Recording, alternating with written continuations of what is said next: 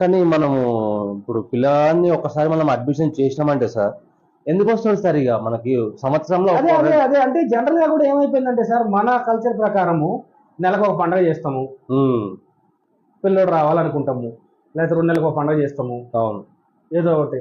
అవును అంటే చాలా మంది ఏమైపోతారంటే ఈ చిన్న చిన్న పండుగలకు పిల్లలను డిస్టర్బ్ చేయడం ఎందుకు, ఈ చిన్న చిన్న కారణాలకు ఎందుకు పిల్లల్ని పిలవాలి, అట్లా ఆలోచించిన తల్లిదండ్రులు రావాల్సిన అవసరం లేదు.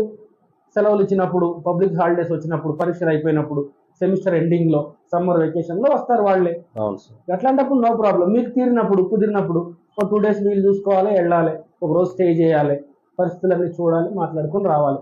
ఇట్లా ఉన్నప్పుడు పిల్లలకి ఇబ్బంది లేదు, మనకి ఇబ్బంది లేదు. ఓకే. అట్లా అంటే ఎవరైతే ఈ భయం, దూరం అనే భయాన్ని ఎక్స్ప్రెస్ చేస్తారో వాళ్ళకి ఇది ఆన్సర్.